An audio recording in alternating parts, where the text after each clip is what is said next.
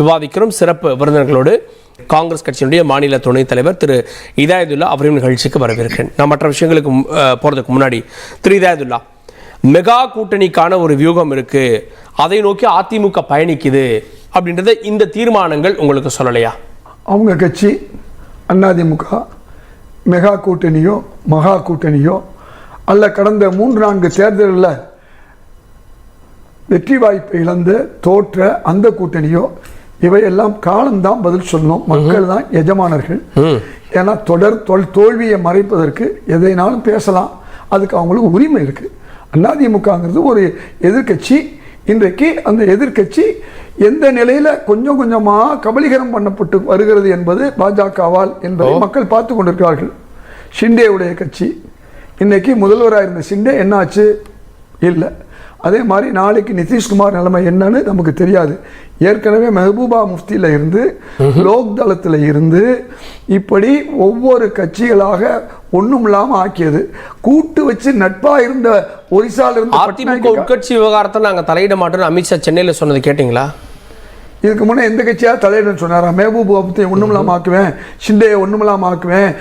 அதே மாதிரி வந்து நம்ம இவர் சிவசேனாவுடைய உத்தவ் தாக்கரே நான் ஏதாவது கீழே சாச்சிருவோம். இப்போ நாளைக்கு நாங்கள் வந்து நிதிஷ்குமாரை மகாராஷ்டிரா மாதிரி ஒண்ணுமில்லாம ஆக்க போறோம் அப்படின்னு எல்லாம் முன்கூட்டி தான் சொல்லியிருக்காரா? இதெல்லாம் சொல்லுவாங்களா? அரசியல் என்பது தந்திரம். அதில் அந்த தந்திரத்திலிருந்து இவர்கள் எந்த எந்திரத்தை நீங்க லாங் டைம்ல சொல்றீங்க பாஜக அதிமுக ஓட்டுகள்லாம் வாங்கிருமான்னு சொல்றீங்க. குறுகிய காலத்தில் அடுத்த வருஷம் இந்நேரம் தேர்தல் முடிவுக்காக நம்ம காத்துட்டு இருப்போம். மே மாசம் முடிவுகள் வரும். அந்த தேர்தலில் ஒரு மெகா கூட்டணிக்கான வாய்ப்பு அதிமுக இருக்கு, நீங்க பார்க்கலையா? நீங்க கேட்ட கேள்வியில கடந்த தேர்தலில் இப்ப சமீபத்திய தேர்தலில் அதிமுக எவ்வளவு வாக்கு எடுத்து சொல்லுங்க, எத்தனை பர்சன்ட் சொல்லுங்க? 20%. சரி, ஏற்கனவே 20% தான் இருந்துச்சா? 46, 40, 33, 30. அப்ப இந்த வாக்கெல்லாம் எங்கே போச்சு? போன தேர்தலில் 35% மேல எடுத்திருந்தாங்க அவங்க. 38. அந்த 35 எங்கே போச்சு நான் கேட்கிறேன். அப்ப அந்த வாக்கு யாருக்கு போயிருக்கு? திமுக கூட்டணிக்கு, இந்தியா கூட்டணிக்கு உள்ள வாக்கு அப்படியே இருக்குது. இப்ப அதிமுக கூட்டணி அதிமுகவுடைய வாக்கு போனது மட்டும் இல்ல, அதிமுகவோட கூட்டணியா இருந்தவங்களை கூட அவங்க சேர்த்துக்கிட்டாங்க. பாமக யாரோட கூட்டணியில் இருந்துச்சு? அதே மாதிரி கரெக்ட். இப்போ அந்த மெகா கூட்டணின்றப்ப எல்லாரும் வர்றாங்கன்னு நீங்க பார்க்கணும். நான் என்ன சொல்றேன், நீங்க மெகா கூட்டணி அமைங்க. நாளைக்கு வந்து விஜய் கூட நீங்க கூட்டு சேர்றதுக்கு வாய்ப்பு இருக்கு. இப்போ நான் சொல்றேன், நாளைக்கு இபிஎஸ் என்ன சொல்லுவாரு? நான் வந்து விஜயை சேர்த்துக்கிறேன் பாரு. பாஜக என்ன சொல்லும்? நான் வந்து ஓபிஎஸ்ஐயும் டிடிவி தினகரன் சேர்த்து. இதெல்லாம் அவங்களுடைய ஸ்ட்ராட்டஜி, தப்பே கிடையாது. அவங்க அப்படிதான் செய்யணும், அப்படிதான் செய்வாங்க. நாளைக்கு என்ன நடக்கும்னு இப்ப சொல்ல முடியாது. திமுக சுதாரிக்கணும், இந்த ஆட்சி தொடர்ந்து இருக்கணும்னு நம்ம நினைச்சோம்னா சில விஷயங்களை நாம் செய்யணுங்கிறது ரொம்ப முக்கியம். அதில் நான் மாற்று கருத்தே கிடையாது. ஏன்னா எதிர்கட்சியாக தான் இருப்பாங்க, பாஜகவோடையும் சேருவாங்க, எல்லா கட்சியோடையும் சேரக்கூடிய முயற்சி எடுப்பாங்க. ஆனா திமுகவுடைய ஆட்சி இன்னைக்கு தொடரும் சொன்னா திமுகவும் கொஞ்சம் கவனமாக இருக்கணும். அது என்னங்கிறத நான் அடுத்த சுற்றுல உங்களுக்கு சொல்றேன். முனவர் பாஷா அவர்களுக்கு மக்கள் பதில் சொல்லுவாங்க, என்னென்னமோ சொல்லிட்டு வந்தாரு. ஒரே ஒரு விஷயம்தான், இந்த நீட்டை நாங்க கொண்டு வரல. எந்த நீட்டை? இன்னைக்கு நடக்கக்கூடிய அநியாய நீட்டை எப்படி அநியாயம் இல்ல சார், இந்த நீட்டை கொண்டு வரலன்னா நாங்க சொல்லி முடிக்கிறேன். நான் சொல்லவே இல்லையே சார். நான் என்ன சொல்றது, எந்த மாநிலங்கள் நீட்டை விரும்பவில்லையோ அந்த மாநிலங்களில் நீட்டு தேவையில்லைன்னு சொன்னதுனாலதான் 2014 வரை நீட்டு கிடையாது. ஏன் அம்மையார் ஜெயலலிதா இருக்க வரை 2016 கிடையாது. இந்த நீட்டை கொண்டு வந்தது இன்றைய அதிமுகவுடைய தலைவர் எடப்பாடி பழனிசாமி. என்ன நடந்துச்சு?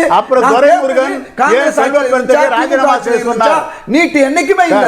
ஒரே சொன்னாங்க, எந்த மாநிலம் விரும்பவில்லையோ அந்த மாநிலத்தில் ராஜினாமா செய்ய சொன்னார். நீங்க ரெண்டு பேரும் எதுக்காக அவங்களுக்குள்ள விஷயம் முறைமுருகன் ராஜினாமா செய்ய சொன்னார். நீங்க எதிர்த்து பேசியிருக்கணுமா இல்லையா? நாங்க கொண்டு வரதுல வாதம் பண்ணிருக்கோம் இல்லை.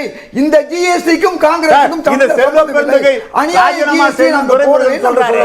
அப்போ இந்த நீட்டை கொண்டு வந்தது நீங்க தான். திமுக கூட்டணி அப்படியா? நீங்க தொடர்ந்து பல்வேறு பொய்ஜாலம், மாயாஜாலம், வித்தையெல்லாம் காமிச்சீங்க. நீட்டுக்கு ரகசியம்லாம் சொன்னீங்க. எந்த வாக்குறுதிய 525 வாக்குறுதியில எந்த தரப்பு மக்களை இந்த திமுக அரசு நல்வழிப்படுத்தி இருக்கு, நன்மைகளை செஞ்சிருக்குன்னு மரியாதைக்குரிய அண்ணன் இதயத்துள்ள நீங்க பதிவு செய்யணும். அதுல மகளிர் பேருந்துகளோ 1000 ரூபாய் கொடுக்கிறதோ மாணவர்களுக்கான காலை உணவோ இல்லம் தேடி கல்வியோ மருத்துவம் இதெல்லாம் வராதா? உங்க ஆட்சியில பண்ண சாதனை மட்டும் சொல்றீங்க. குட்கா போதை பொருள் பிடிபட்டது யாருக்கு ஆட்சியில? மது வந்து வாரா ஓடுனது யார் ஆட்சியில? அதையும் அவர் சொல்லணும். போதை பொருளுக்காக தண்டிக்கப்பட்டது யாரு? ஊழல் குற்றத்துக்கு தண்டிக்கப்பட்டது உங்க முதல்வரே தண்டிக்கப்பட்டாரு. இதெல்லாம் ஊரறிஞ்ச விஷயம். திரு இதாயதுல்லா, மக்களுடைய கோபத்தை மறைப்பதற்காக தான் மொழி விவகாரம், கல்விக் கொள்கை, தொகுதி மறுவரை இதெல்லாம் எடுத்து இந்த அரசு, திமுக அரசு நாடகம் ஆடுகிறது அப்படின்னு இந்த செயற்குழு குற்றம் சாட்டுது. இது எதையுமே முந்தின அரசு செய்யல. மொழிக்கு பாடுபடல. மொழிக்கு விரோதம். இருமொழியில உறுதியா இருந்தாங்க அதிமுக. 15% வந்து வேலை வாய்ப்பை தமிழ் மொழியை படிக்காத வெளிமாநிலத்துக்கு கொடுத்தாங்க. ஞாபகம் இல்லையா உங்களுக்கு? என்ன விஷயம்? என்எல்சி மட்டும் வச்சு சொல்லக்கூடாது. எல்லா விஷயத்திலையுமே அவர்கள் இது அது பக்கம் இருக்கட்டும். இன்னைக்கு நான் முதல்வன் திட்டத்தில் இன்னைக்கு 50 பேர் IAS உருவாகியிருக்காங்க. இது மாதிரி ஒன்று கொண்டு வந்தாங்களா அவங்க? இல்லை இதே அமைப்பு இருந்துச்சு. ஏதாவது நடந்துச்சா? ரெண்டாவது, இன்னைக்கு ஒரு மருத்துவமனை சென்னையில் கிண்டியில் வந்திருக்கு, மதுரையில் ஒரு மிகப்பெரிய நூலகம் வந்திருக்கு. இதெல்லாம் இவங்க கொண்டு இது மாதிரி ஏதாவது ஒன்று செஞ்சாங்களா? 11 மருத்துவக் கல்லூரி அதிமுக ஆட்சியில் தானே ஒப்புதல். ஒப்புதல்ங்கிறது வேற. அதுக்கு முன்னால கேட்டது என்ன? புதுசா ஒண்ணு உள்ளது இல்லையா? என் கலைஞர் காலத்துல எவ்வளவு வந்துச்சு? அதெல்லாம் நான் முக்கியம் நான் கேட்க வேண்டியது. இவ்வளவு மருத்துவக் கல்லூரி கொடுத்து நம்ம நீட்ல இழந்திருக்கோம் இல்லையா? எவ்வளவு இழந்திருக்கோம்? இப்போ கூட இந்த ஆட்சியில் கூட நான் சொல்லிக்கிட்டு இருக்கேன். இன்னைக்கு 7.5 விழுக்காடு முந்தைய ஆட்சி கொடுத்தது, ஒரு 2.5 விழுக்காடு கொடுத்துருக்கணும். இந்த 4 வருஷமா கொடுக்காதனால 600 மாணவர்கள் நீட்ல, கிராமப்புற மாணவர்கள் அரசு பள்ளி இழந்திருக்காங்க சொல்லிட்டு தான் வரோம். நாங்கள் கூட்டணி கட்சியாக இருந்தாலும் சொல்றோம். இது போன்ற விஷயங்களை திமுக தான் முதல் சுற்றுல சொல்லும் போது திமுக கவனமா இருக்கணும்.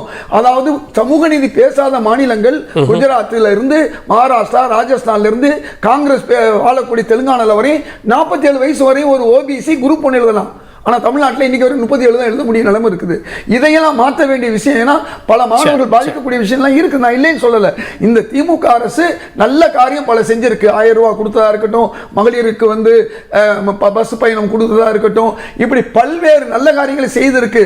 இது அவர்களை காப்பாற்றும். இருந்தாலும் இந்த அரசு கவனமாக இருக்குன்னு சொன்னது முனவர் பாஸ் அவர் சொன்ன மாதிரி சொத்து வரி விஷயத்தில் நம்ம சொல்லித்தாகணும். சொத்து வரி அரசு தெளிவா 25 விழுக்காடு 50 விழுக்காடு ஏத்துச்சு. முதல்வர் செஞ்சது நியாயம். ஆனா அதிகாரிகள் என்ன பண்ணாங்க? 25 50 ஆக்குனாங்க, 50 100 ஆக்குனாங்க. இந்த கவனிக்காம இருக்காங்க. ஆனா கடந்த அதிமுக அரசு ஒரு வேலை செஞ்சாங்க. மேன்ஷன் போன்ற ஏழைகள் தங்குவதற்கு அந்த வரியை ஏத்துனாங்க. திரும்ப என்ன செஞ்சாங்க தெரியுமா? அந்த வரியை திருப்பி அதே மேன்ஷன் கொடுத்தாங்க. 2 வருஷம் வரியே வாங்காம இருந்தாங்க. இப்படி சில விஷயங்கள்ல இந்த அரசு கவனம் செலுத்தணும். வேற ஒண்ணும் இல்ல. வரி ஏத்துனது இந்தியாவிலே வரி கம்மி தான். ஆனா 50 விழுக்காடு ஏத்துவத அதிகாரிகள் 100 விழுக்காடு ஏத்துன மனக்குறை இன்னைக்கு மக்கள்கிட்ட இருக்குது. நான் ஓட்டா மாறுன்றாரு. அது ஓட்டா மாறாது. ஏன் ஓட்டா மாறாதுன்னா பல நல்ல காரியங்களை செஞ்சிருக்காங்க இல்லையா? அதாவது மிக்க குழல்னு வள்ளுவர் சொல்வாரு. குணம் நாடி குற்றமும் நாடி அதில் மிகை நாடி மிக்க குழல். இன்னைக்கு அதிமுகவோ பாஜகவோ கூட்டு சேர்ந்தாலும் நாளைக்கு விஜயோ வந்தாலும் எதுவும் நடக்காது. ஆனா கவனமாக இருக்க வேண்டிய திமுக அரசு சாதாரண விஷயம். இந்த 2% ஒரு சட்டமன்றத்தில் கொண்டு வரக்கூடிய சாதாரண விஷயம். கவர்னர் விஷயம் இல்ல. அதே சொத்து வரி விஷயத்துல வந்து கொஞ்சம் குறைச்சா போதும். இன்னைக்கு என்ன ஏத்துனாங்களோ அது பல மடங்கு ஏற்றி இருக்காங்க. அது ஆட்சியில் இருப்பவர்களுக்கு தெரியல, அதிகாரிகள் செஞ்சிருக்காங்க. இதையும் செய்ய நான் சொல்றேன். என்னை பொறுத்தவரை நாங்க காங்கிரஸ் இருந்தாலும், அது 12 மணி நேரம் வேலையாக இருந்தாலும் சரி, கான்ட்ராக்ட் பஸ் லேபரா இருந்தாலும் நாங்க எடுத்துக்கிட்டு தான் இருக்கோம். இன்னைக்கு நீட்டு இல்லைன்னு சொல்லி எங்க தலைவர் செல்லூர் பந்தரை சொன்னது நான் சொன்னதுதான். நாங்க காங்கிரஸ் ஆட்சியில் இருக்க வரையும் அந்த நீட் என்பது எந்த மாநிலம் விரும்பலையோ விரும்பாம இருந்த அதான் செல்வி ஜெயலலிதாவும் செஞ்சாங்க. எடப்பாடி காலத்துல என்ன வந்துச்சு? இதுதான். ஒரே ஒரு விஷயம் சொல்லி முடிச்சுக்கிறேன். இருட்டில் திருட்டுன்னு சொல்லுவாங்க. ஆனா பகல்லே உருட்டு செய்யக்கூடிய ஒரு அற்புதமான மனிதர் நம்முடைய பழனிசாமி அவர்கள். என்ன சொன்னாங்க? டெல்லிக்கு போகும்போது அதிமுக அலுவலகத்தை பார்க்க போறேன்னு சொன்னாங்க. யாருக்குமே சொல்லாம பார்த்து அந்த கூட்டணியை முடிச்சிட்டாங்க. முடிச்சிட்டு வந்து இன்னைக்கு வந்து ரேட்டிபிகேஷன் பண்ண மாதிரி பண்ணி இருக்காங்களே. இதெல்லாம் மக்களுக்கு தெரியாதா? மக்கள் அதிமுக என்ன சாதனை பண்ணிருக்கு, திமுக என்ன சாதனை பண்ணிருக்கு, ரெண்டையும் சீர்தூக்கி பார்த்தாங்கன்னா இன்னைக்கு மீண்டும் திமுக படத்தான் செய்யும். மாற்று கருத்தே கிடையாது. ஆனா கொஞ்சம் கவனமா இருக்கணும். சின்ன சின்ன விஷயங்கள்ல இந்த திமுகவுடைய ஆட்சி கவனமா இருக்கணும். அதிகாரி சொல்களை மட்டும் கேட்க கூடாதுங்கிறது இந்த நேரத்தில் குறிப்பிடுகிறேன். ஒரே வரி இறுதி கருத்து எல்லாத்தையும் ப்ளீஸ். நேரம் ப்ளீஸ். அதாவது ஒரே வரி அதிமுக பலவீனப்படுத்தின விஷயத்துல அது தர்ம யுத்தமா இருக்கலாம், தினகரன் அப்புறப்படுத்தினா இருக்கலாம். இன்னைக்கு அவரோட சோளிங்கர்ல ஒரு வேட்பாளர் இன்னைக்கு அறிவிச்சிட்டாரு. இதெல்லாம் எதுக்கு சொல்ல வரேன்னு சொன்னா, இது மர்ம யுத்தமா, இது தர்ம யுத்தம். இன்னைக்கு பாஜகவால பாமகவில் ஒரு மர்ம யுத்தம் ஒன்று நடந்துகிட்டு இருக்கு. அதனால பாஜக தமிழ்நாட்டு கட்சியில பலவீனப்படுத்துன்னு சொன்னேன். ரெண்டாவது சீனிவாசன் சொன்னாரு, திமுகவுடைய கூட்டணியில 53 விழுக்காடுங்கிறது 47 போனா கூட 47 கீழே சரிஞ்சிருக்கு. நான் இல்லைங்கள, சென்னையிலேயே ஒவ்வொரு நாடாளுமன்ற தொகுதியிலையும் 1 லட்சம் வாக்கள் சரிஞ்சிருக்கு. அதனாலதான் திமுக இன்னும் கவனமா இருக்குன்னு சொல்றேன். 47 விழுக்காட்டு கிட்ட இவங்க 2 பேர் வந்தாங்களா, 2 பேர் சேர்ந்தாங்கன்னா காம்பினேஷன் என்ன ஆகும்? அதிமுக கிடைச்ச ஓட்டும் குறையும், பாஜக கிடைச்ச ஓட்டும் குறையும். 40க்கு கீழே தான் இவங்க வர முடியும். அதனால ஆட்சியை பிடிக்க முடியாது. நான் இப்ப சொல்றதெல்லாம் 96 வரையும் ஆட்சி சிறந்த 96ல இருந்து 2001 வரை திமுக கலைஞர் ஆட்சி சிறந்த ஆட்சி. ஆனா ஒரு கூட்டணியினால அவர் இறக்கினாரு. அதே மாதிரி 2006ல இருந்து 2011 வரை திமுக ஒரு சிறந்த ஆட்சி நடந்துச்சு. காமராஜருக்கு பின்னால நான் சொல்லக்கூடிய ஆட்சி. அந்த ஆட்சி இருந்தும் கூட கூட்டணியால ஒரு பின்னடைவு சொல்றீங்க. ஆனா இந்த ஆட்சி சிறப்பா நடக்குது, எல்லாம் நல்லது செய்யுது. இருந்தாலும் கூட கவனமாக இருக்கு. கூட்டணி வந்தால் கொஞ்சம் பிரச்சனை. ஒரே ஓகே, பொறுத்து பார்க்கலாம் அரசியல் களம் எவ்வாறு இருக்க போகிறது, அதிமுக வியூகம் பழிக்க போகிறது. வார்த்தையில் இணைந்த விருந்தினர்களுக்கு நன்றி.